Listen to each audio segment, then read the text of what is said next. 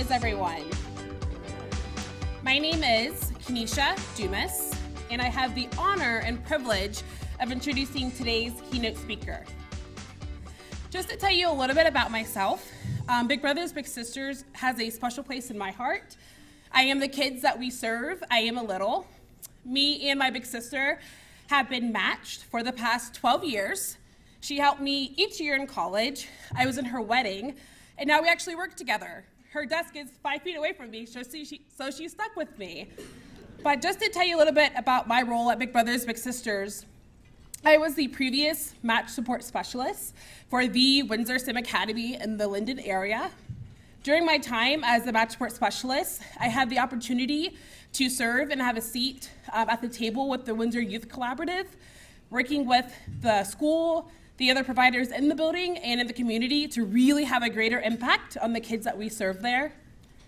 The person that I'm introducing lit the fire in my soul and love for Windsor. She was a guiding light to continue to enhance the program, not just at Windsor, but our school-based programs overall at Big Brothers Big Sisters through training, social-emotional learning, trauma-informed practices. She was able to see the bigger picture or have a greater perspective to really maximize the potential that we have in the kids that we serve. And I'm not just saying this because she's my former boss, but it is my honor and my privilege to introduce to you Miss Abby Fisher, our keynote speaker for today.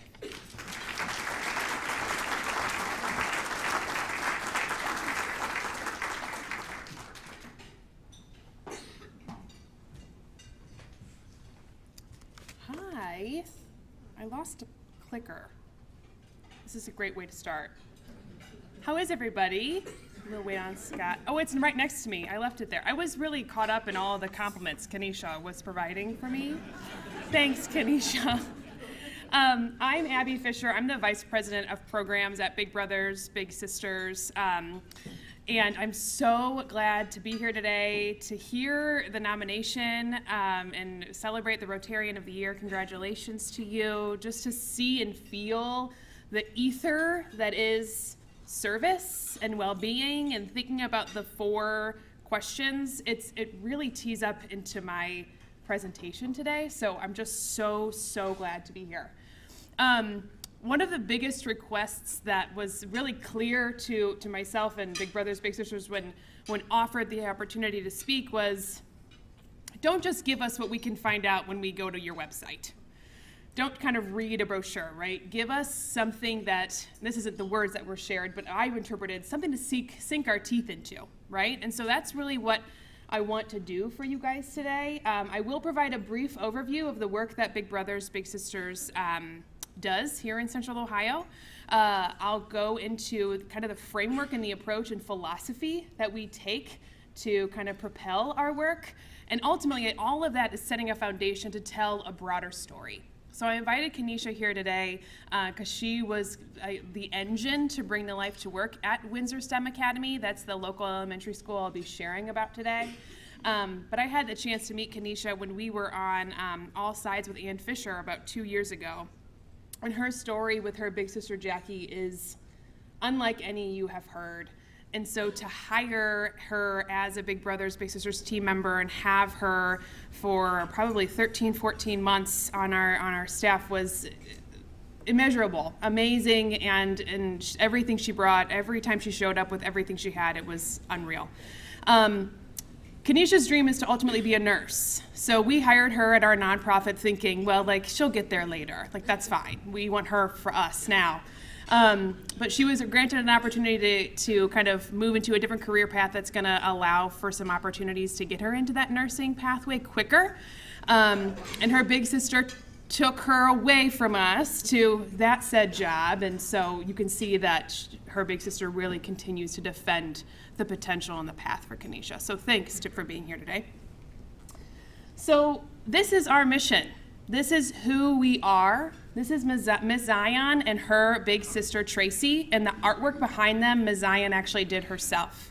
She graduated from Fort Hays last school year, and she actually did a piece of artwork for our office as well. I recommend you guys make a visit and see it. It's absolutely stunning. So they were matched for about 7 years. But in 2018, Big Brothers Big Sisters changed their branding. If you can tell, that B is a lot different than maybe the branding that you've grown accustomed to seeing with Big Brothers Big Sisters. And we changed our language to talking about potential of young people. We really believe in the potential of every young person in our community, and it's our job to ignite, defend, and empower that potential in every young person. And we do that with families, with our stakeholders, with funders, with our bigs, and alongside with kids as well. So here's what we do. Here is the little bit of website, the little bit of brochure piece. We serve kids aged 5 to 21, so a huge range when it comes to youth development.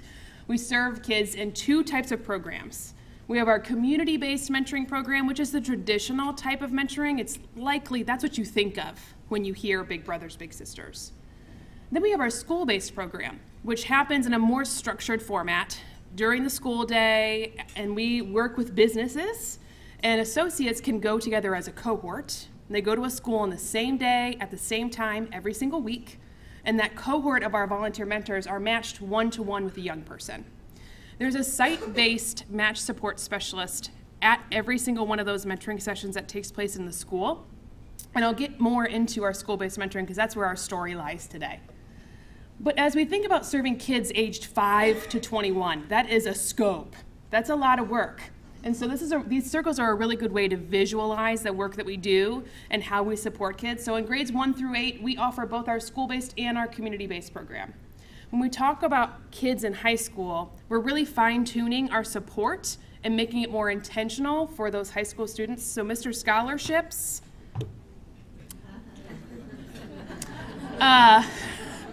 leave that just in the air. Through our community-based program when kids are in high school, we really want to leverage the fact that they have this trusted role model that they're really connected with. So that Kenesha and Jackie, they're connected with it. So we're making sure that we're linking, connecting that big, educating them on the path to make sure they're graduating high school, they figure out their pathway and their plan after high school, and so that we can help support and guide the parent, the big, and the little through that journey. Because there are a lot of steps, and there's no one individual pathway, right? And we're not going to create our own career workforce readiness program. We're going to find the best career and workforce readiness programs and make sure that we're linking and advocating and really connecting those members to those opportunities. As kids graduate high school and get into that amazing pathway, they become big alumni, where they're with us and continuing their engagement with us and thinking about broader ways of how we can continue to learn from each other. So here is the philosophy of Big Brothers Big Sisters. Equity. And equity is a buzzword right now, for sure. But truthfully, equity is the lens through which we do everything. How we play, how we work, how we talk, how we train, how we coach, how we consider any programmatic decision, formatting, anything. Because we have a big responsibility. We're pairing adults with young people, and both of those parties, both the adult and the young person, can learn so much from one another. And so modeling inclusivity and thinking about really building an authentic connection that then can be leveraged for opportunities and growth and who I'm going to become as a person, that's for bigs as well. Equity is massive. It's massive. So I do want to take some time just to share some really enlightening things around equity. So this is work from Karen Pittman. She is the co-founder of the Forum for Youth Investment. Has anybody seen this picture before with the fence and the baseball game and the boxes? So some head nods, but not all. So I'm going to dive a little bit into it. So what we have now is a baseball game going on and a fence, which is blocking some people's view of said baseball game. And the person on the left has the most access to see the baseball game and really gain knowledge into what's going on. But you see the one in the middle, it doesn't have as many boxes, so he's kind of peering a little bit. And the one on the right, there's just a fence. I don't even know there's a game going on. So that's what we have now and how Karen paints the picture. Equality is, we'll just give everyone a box. Okay, well, just so happens they're all the same height, so that works maybe in that equality picture. But if you think about the two realities that we have to face, and I know this is heavy and deep for a January Monday, so hang on with me here. So the reality number one on the bottom left corner, that ground is sloping. You guys are service-minded, so you know that there are neighborhoods where there aren't grocery stores. There are low-performing schools in our community. There are high-crime neighborhoods, streets, communities. So that kid on the right and the lowest slope, that's his story, that's his life every day. Then the reality number two is that not only is he in that disadvantaged community, but the systems and institutions are stacked against him. Equity is making sure that everyone gets what they need to thrive. So with the sloping ground and the advancing growing fence, that young person on the right needs more boxes. So that's the difference between equity and equality. And so Karen's work really speaks to this is both giving young people access to programming, but making sure that that programming is quality. This is making sure that young people complete youth service programming, but that they're actually ready. Because to complete a college access program, that's great, and now we're in college, but am I ready for college? Those are two different things. So she really challenges kind of the status quo, and Karen's work works with youth service leaders to think about equity and decisions to then frame programming and how that work moves forward. And so Karen's work is that where she gets frustrated is that you go to conferences and you celebrate those kids who beat the odds. She says we have to change the odds. So taking down the fence altogether would be changing the odds, right? And when you take down that fence, then you give kids the opportunity. One, the opportunity to see that there's a game going on. The opportunity to say, what sport is this? How do you play it? What's he doing with that thing in his hand? Right? Just the opportunity to even learn and be exposed to it. And then the agency is what's in us all, or what has to be tapped is that potential to say, I want to play in that baseball game, right? And so equity is thinking about who is the person farthest away from your opportunity, and are you giving them access to your quality programming? That's really equity, because then once they have that exposure and that access to your quality programming, we can ignite that potential or that agency to get them in the game. Here's the thing about doing this. Okay, we got really good boxes, they're sturdy, we're fighting to change the odds, we're out there, we're pushing it, we've got this fantastic army of bigs and partners and stakeholders, and it's amazing, and we've got momentum. But a big piece of our work is knowing that everyone has a story. That's all of you guys too, right? I have a story, Kanisha has a story, my colleagues have a story, we all have a story. So I'm gonna paint the picture of Roger. This is not Roger. But let's say it is. So Roger is a 4th grader, and his mother unfortunately overdosed and passed away. And he had to go move in with Grandma. Grandma's approach, or really non-approach, was, your mom's a druggie, get over it. Keep moving. Keep it moving. So he keeps it moving and shreds water and continues to go to school, but becomes disengaged and distracted. And his peers could pick up on that. And so if his peers really didn't feel like engaging in class that day, all they had to do was, Roger, where's your mom? Right? So then all of a sudden, Roger's cutting up in class and pushing buttons and acting up in all sorts of ways. So he gets removed from his class and connected with the school counselor.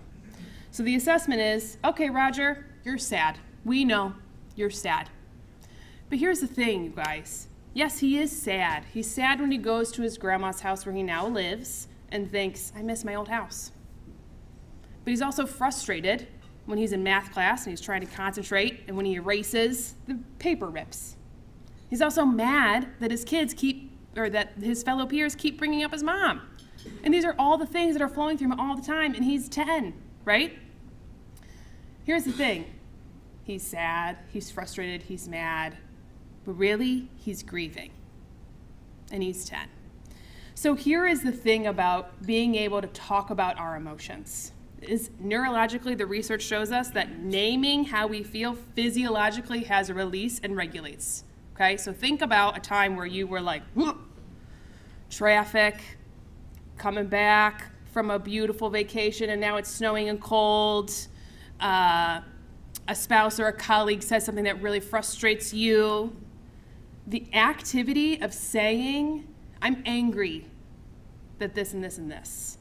I'm embarrassed that this happened.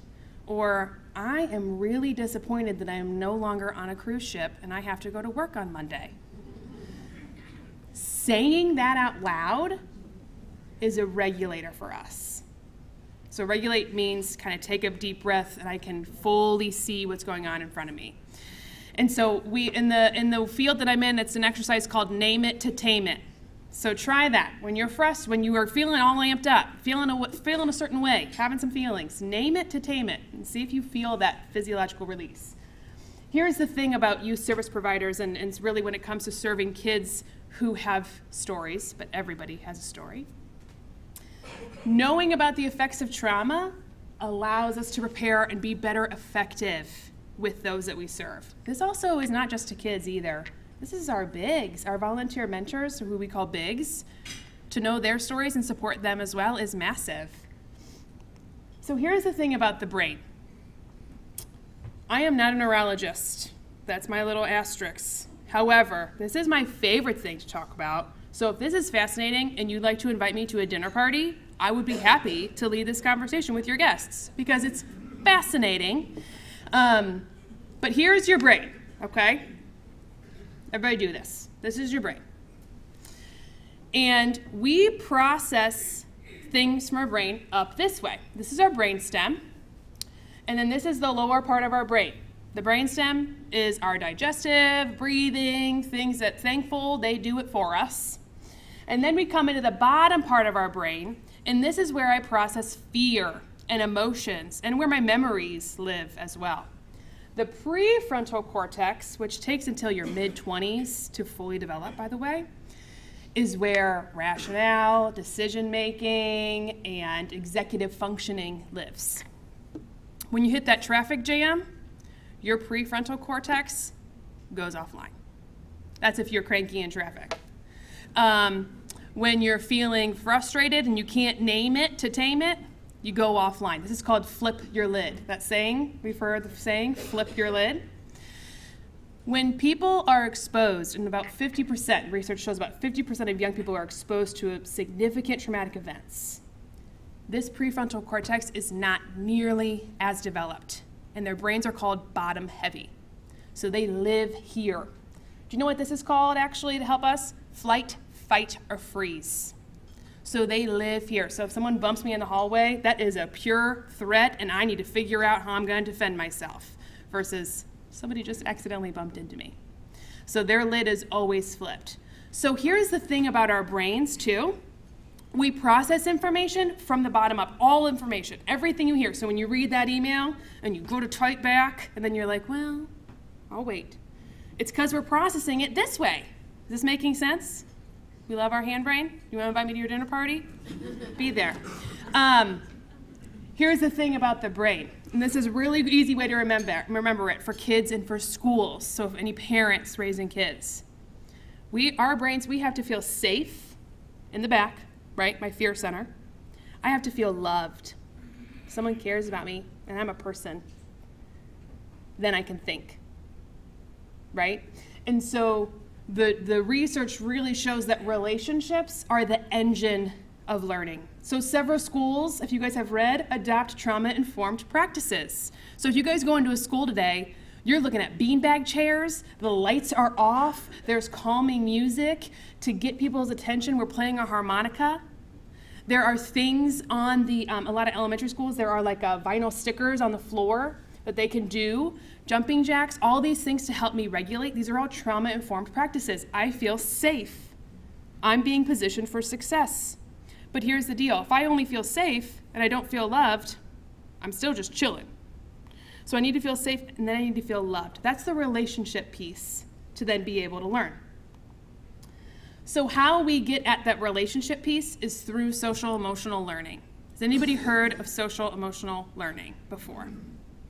Even if you haven't heard of it, actually dubbed this, you definitely know it. These are the soft skills. This is what you look for when you need to hire new people. Because if you can interview someone and know that they have all 8 of these things, it's likely they're going to be very successful in any job that they have, right? So when you have all of these competencies mastered, I have the opportunity from a self-awareness to understand my lid is flipped. I'm offline. I have the self-management competency to say, what do I need to do to get me back online, to get me regulated? Listen to music, sing, take a walk, whatever that may be.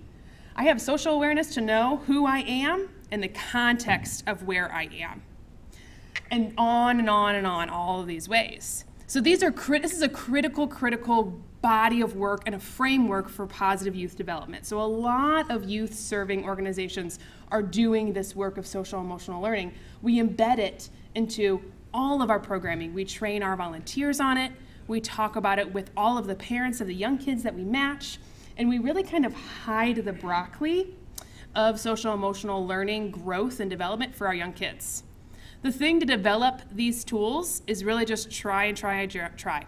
You either win or you learn, right? And so if I am reflecting at the end of every single mentoring session, it was an exercise that Kenesha did last year at Windsor. At the end of the mentoring session, each match, a big and a little, got a piece of paper where they could reflect.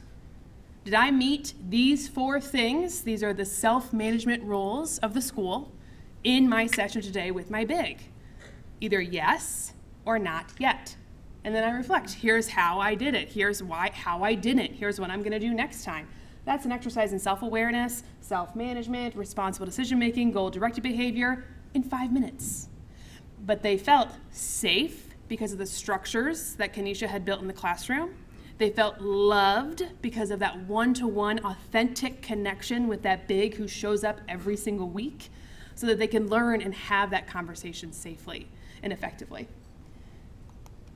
So our school-based mentoring is just that. This is actually a match from Windsor, Josiah and his big, in front of a school. And so our school-based sessions, this is what it looks like. Again, they come in 1 week during their lunch period, and they meet one-to-one. But the big piece is that Big Brothers Big Sisters is there to facilitate the actual program. So when it comes to our elementary school program, we thought we have an opportunity. We wanted to really blend, that says impact of social emotional learning on academics. Sorry, that's cut off. But we wanted to blend the fact that we're a mentoring agency, that we do social emotional learning, that's what SEL stands for, and that we thought literacy, that's a big time goal for any education institution, particularly Columbus City Schools and particularly elementary schools. So we thought, let's partner with Columbus City Schools because there's a statewide program called the Third Grade Reading Guarantee. And it's a program to help make sure kids are on track with a specific reading level by the end of 3rd grade. And we said, we got to think about the fact, where did you learn to read? In my grandpa's lap, with my mom before bed, when my aunt took me to the library. You learned in the space of relationships. So we have a space here. We're not going to create a tutoring program. We're not going to talk about reading comprehension. We're not skilled or certified to do that. Where we're skilled and certified is in mentoring and developing relationships. So we're going to create that safe, loving space, and then we're going to partner with the school on making sure that we can touch on some of those reading competencies, right? And so we implemented social emotional learning as a foundational practice. And so we matched kids at the 1st grade level. So if it's a 3rd grade reading guarantee, don't match them at 3rd grade, it's too late. Match them at the 1st grade because we're going to build the relationship, we're going to have some ebbs and flows, some gives and takes, then we're going to build relationships and talk about some reading and are we comfortable, are you brave enough, do you trust me enough to start to practice to read in front of me, and then we're going to continue to develop our social emotional competencies, and then by 3rd grade when it's time to take that assessment, that statewide assessment, you're ready to go. And so at every mentoring session, there are tactile activities, there are supplemental social emotional learning activities and exercises, but the actual physical books that are given to each match are rooted in social emotional learning content, sharing, family, cultural celebrations, identity. So after you read your book, I trust you enough, I'm brave enough to read, I can stop and I can reflect on what were some of the takeaways from sharing. And do I share? Do you share? What does that mean? What does it look like? How do I feel? Boom, social emotional learning. And so we felt really good about really kind of our footprint in this space at Windsor STEM Academy, which is an elementary school in the Linden area. And there are a lot of adults in that Windsor building, and a lot of adults who care a lot in that Windsor building. And they were doing trauma-informed care, and the principal at the time said, it's time for the next level. What's social emotional learning? And we looked around, and there were 6 youth service organizations who focused on social emotional learning, but all in their own ways. I know this is itty bitty font. This is actually because it was on a big poster at the National Social Emotional Learning Exchange back in October, because we presented on this collective impact. There's a lot of conversation about collective impact, and I am over the moon that in the 18-19 school year at Windsor, we started to crack the nut of real collective impact. So the common agenda was social emotional learning. The mutually reinforcing activities were some of these self-awareness and self-management things. The backbone agency was the Partnership for Success through Future Ready Columbus. There was continuous communication. We met every other week. We engaged in professional development.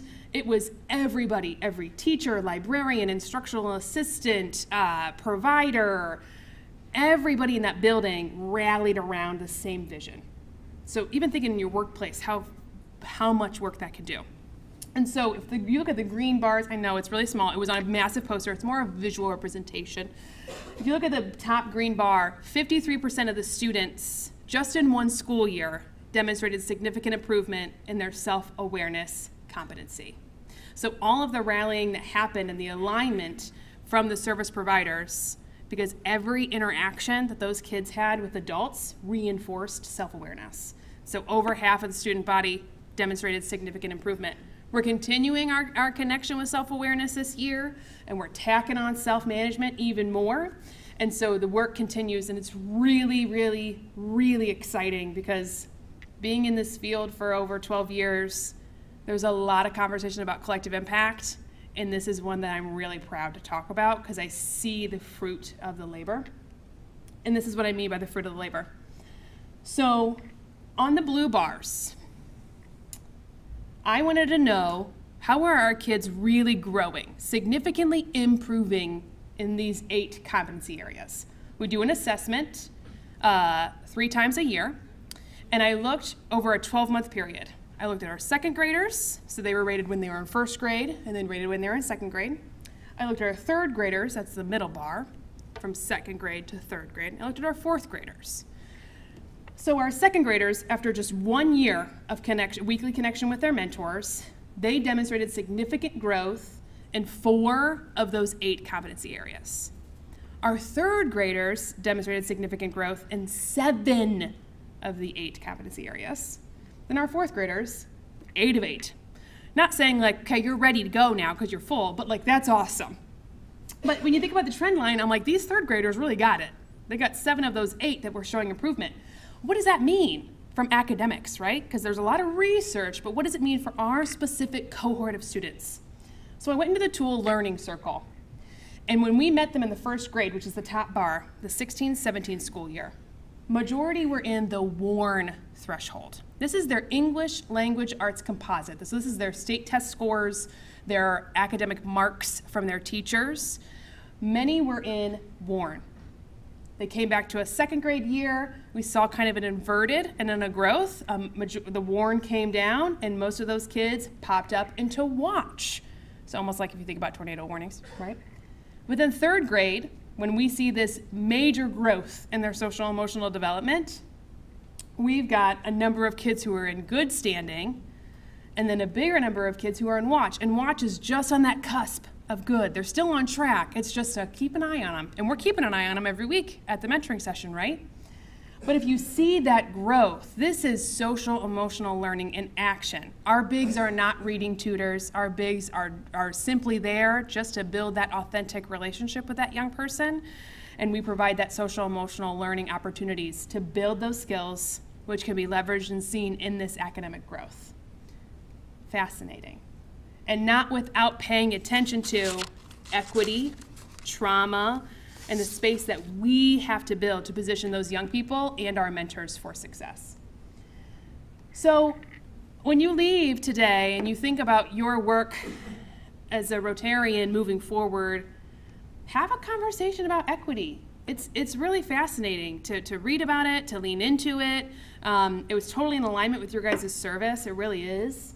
Learn about, that cut off again, sorry. Different fonts aren't there on computers. Learn about trauma and social emotional learning. Or just call me, like, let's just talk. It's so fascinating, and it will have an immense impact on your conversations with anybody. So like your spouse, your partner, your colleagues. I mean, it's an eye-opener, and it's just fascinating to think about how the brain works and how that has an effect on connection with people. Fascinating. Maybe I should have been a psychologist. I don't know.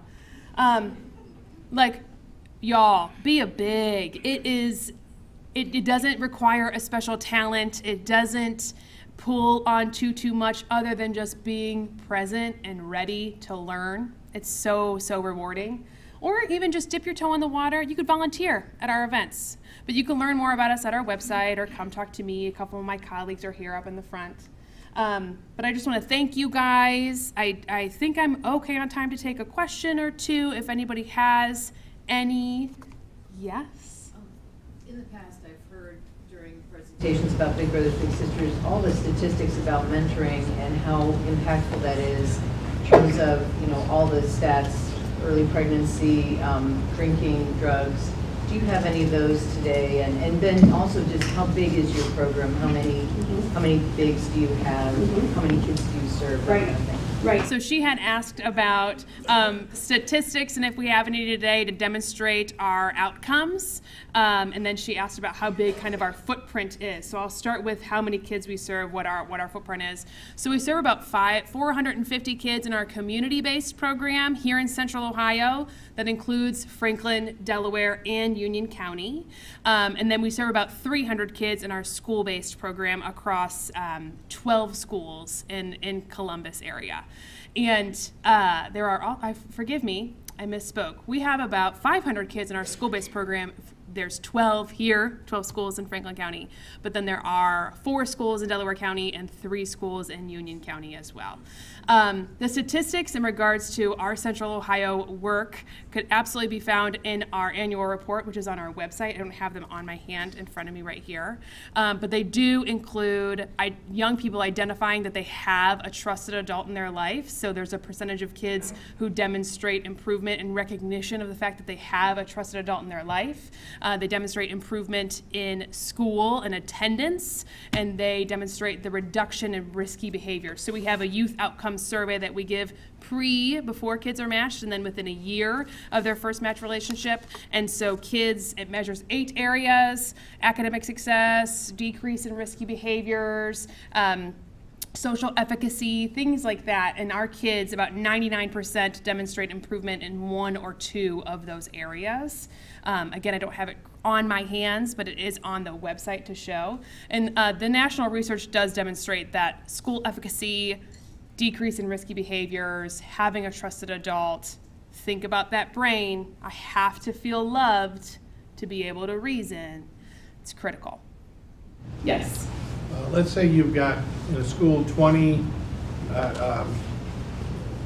Warren students that could use a mentor, and you've got 20 bigs. How do you do equity and match? Is it with you in the school? Could you speak to that briefly? He asked if you have 20 students who are in kind of that Warren and demonstrating the need for a mentor, and you've got 20 mentors coming in, what's the equitable practice that you take to make the appropriate matches? Is that inaccurate? I actually asked if there were 10 mentees. If you don't have enough mentors. If we don't have enough mentors. How do you make that decision? Yes. Good thing we have that repeat thing. Y'all know what you're doing. I want to tell you I feel so heard and understood, and I'm feeling loved. I love it. That's so validating. So if you have 10 mentees, 20 mentees, only 10 volunteers that are showing up. Real problem. Real barrier, right? we have a little bit of a buffer opportunity. So the first step I'm going to take is we're going to connect with those school leaders. Of these 20 kids, who are the best suited for success in our school-based program? And what about our community-based program? Not to mention, here comes the zinger. We also own and operate a camp down in the Hocking Hills.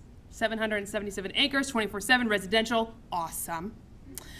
Traditional summer camp, weekend camps, life skills camp, environmental education. So if I only have 10 bigs in our school-based program, I'm going to work really closely with the school professionals to say who are the 10 kids who are most positioned for success in this unit of school-based. The other 10, how do I get them to camp? How can I call their parents so I can get them into community-based? So that would be the way. Fully transparent, there's more kids than we have volunteers for. So it's not going to be a 30, 40-minute ploy of me to get volunteers, but if you feel so compelled, today is the day to take this story and run with it and become a big, because that happens almost all the time. Other questions? Yes? Every year we give dictionaries to the third grade students in Columbus City school system. I remember on one of your slides something about third graders. Is there any evidence that those dictionaries are sort of a positive influence on what these kids are learning, experiencing, whatever? So he had shared that you guys provide dictionaries for third graders in Columbus City schools, which is fabulous. Thank you guys so much for that, if I have the opportunity to thank you.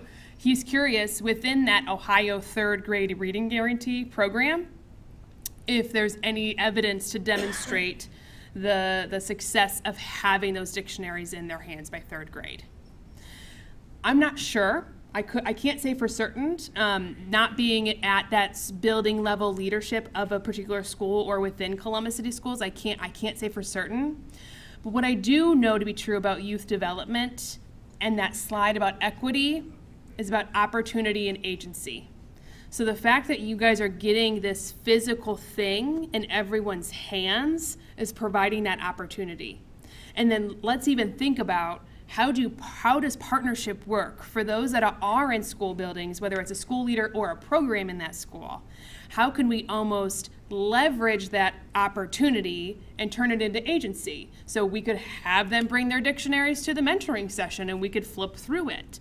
And so how could we really mobilize that partnership to bring that work even further? Now again, I don't know if it's what the evidence is on success or not, but that would be just an idea that I would have.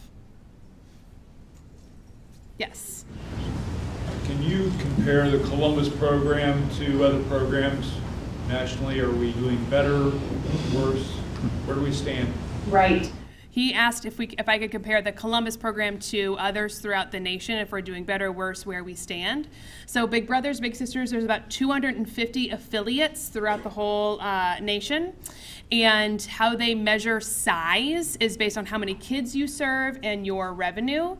And we are considered a large agency. So the top 10% of agencies are large. So we're considered large. So from a footprint and an output perspective, we're doing pretty well there. And if you think about the size of our city, we should be a large agency. The other indicator of success that Big Brothers Big Sisters measures is length of a match relationship. So research shows that the longer your match relationship is, the likely that it is to be more strong and then yield impact. Our national length of match, our average match length is longer than the average. So in community-based, it's about 32 months. Nationally, it's only about 29. In school-based, it's about 26 months, and nationally, it's only about 19 months. So we're doing pretty well here in Columbus. One more. I've been doing mentoring for 4 years in Columbus City Schools, and in all my mentees' case, they usually didn't have a mother or father, at least that were active. How frequent is that? Do you see that happening with your kids? He is a mentor through the Columbus City Schools mentoring program for the past 4 years, so thank you for your service. I think that's fantastic.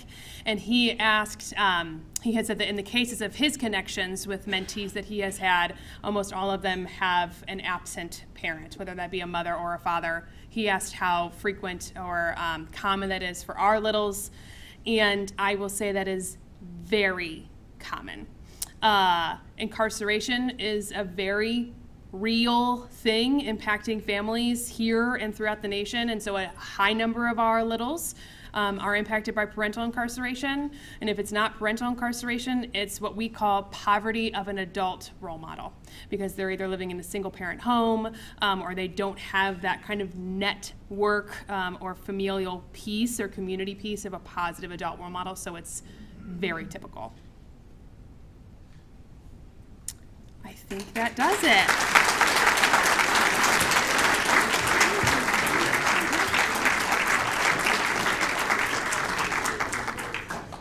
Thank you, Abby, and there's obviously another service opportunity that we all can think about here. In our program next week, we're going to hear from Lori Tyak, who's the Franklin County Municipal Clerk of Court. So hope to see you all, not myself next week, but you get to see each other next week, and I'll see you in 2 weeks.